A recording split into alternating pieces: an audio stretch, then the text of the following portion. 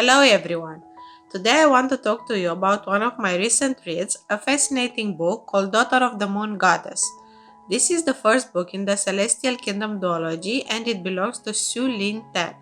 Inspired by the legend of the Chinese moon goddess Chang'e, the story offers a bit of everything, including fantasy, adventure, and even romance. Months ahead of the release date, I saw the cover of this amazing book presented on social media. I didn't know the author, but I was so captivated by the cover that I immediately tried to imagine what happens in the story. When it was released in January this year, I was beyond happy. Let me tell you that it did not disappoint. In fact, it is one of the best fantasy books I have read in a long time. The review today will not contain any spoilers, so you can watch it until the end. Instead, I'm going to share why it's worth reading and, most importantly, why it represents such a complete work of art. Needless to say, I am always in awe of the stories that have heroines saving the day. I think we need more stories like this, with young women pursuing difficult quests and finding themselves in the process.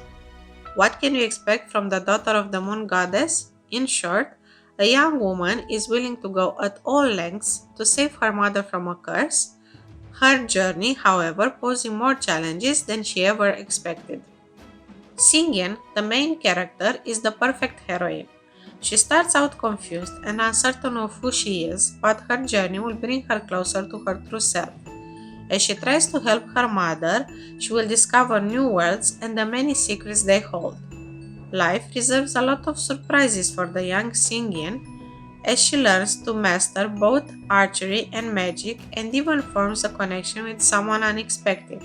In her quest, she will face legendary creatures and vicious enemies, challenging rules and duties, always with her head held up high.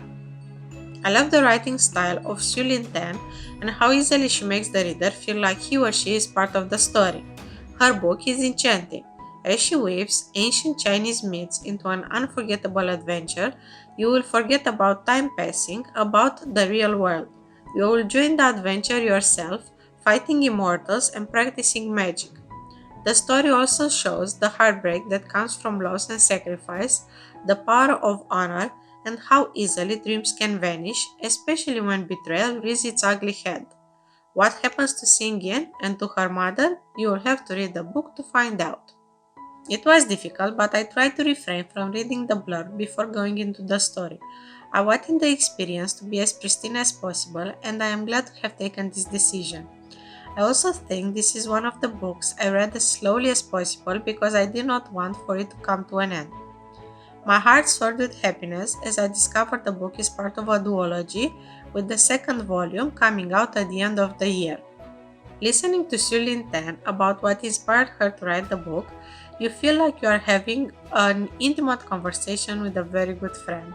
She seems like an amazing person, and I love how she speaks of her father and how he introduced her to stories after offering a beautiful collection of magical fairy tales in her childhood as a gift.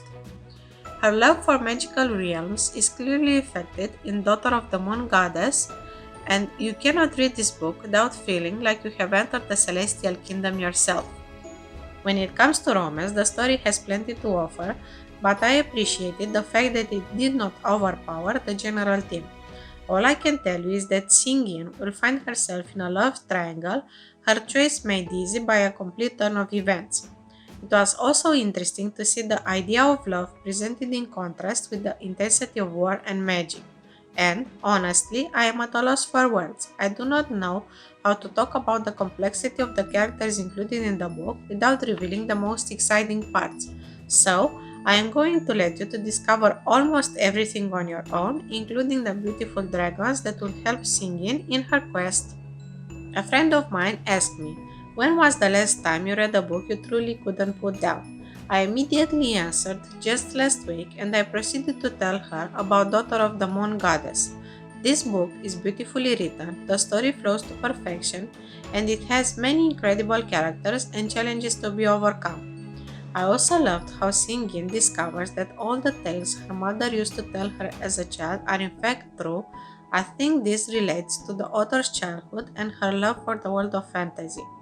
Myth retellings are not always fascinating, but this particular one really blew my mind, and I have a feeling you will feel the same. Without giving anything away, I also wanted to read to you my favorite quote in the book. It was a painting of me standing beneath a flowering tree, an arrow drawn through my bow, poised in the moment before flight. My gaze was intent on the target, my mouth set in determination, my back straight and tall, my pulse quickened to think he saw me this way, strong and somehow beautiful. At the bottom of the paper, a message was written in his bold brushstrokes. You may have won the challenge, but not the greatest prize. A slow smile spread across my face at the memory of our earlier embrace.